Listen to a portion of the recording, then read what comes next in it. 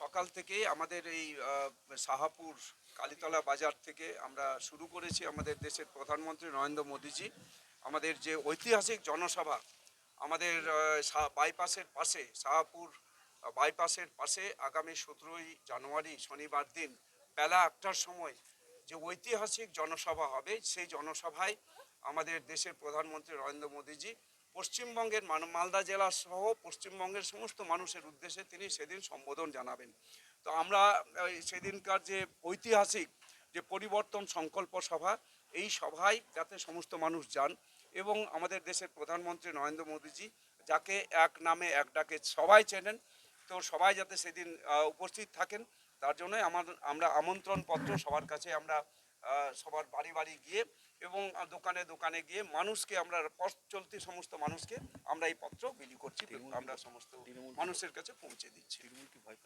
তৃণমূল কংগ্রেসের ভয় মানে কি? ওরা ভয়ে আজকে হচ্ছে ওরা হচ্ছে কম্পমান, ওরা আজকে কাঁপছে যে ওরা দেখছে যে আমাদের পশ্চিম বাংলায় যেভাবে মানুষ ঐক্যবদ্ধ হয়েছেন, একসাথে সবাই আজকে তৃণমূল কংগ্রেসের বিরুদ্ধে ভোট দেওয়ার জন্য প্রস্তুত। 2026-এর নির্বাচন তৃণমূল কংগ্রেসের বিসর্জন, আজকে এই বিসর্জন দেওয়ার জন্য প্রত্যেকটা মানুষ তারা তৈরি হয়ে আছেন। সুতরাং শুধু সময়ের অপেক্ষা। তাই তৃণমূল কংগ্রেস ভয় পাচ্ছে, এখন ভয়ে উল্টাপাল্টা বলছে, আবল তাবল বকছে, পাগলের প্রলাপ তারা করছে, এটাতে কোনো লাভ হবে না। কতজন সমাগম?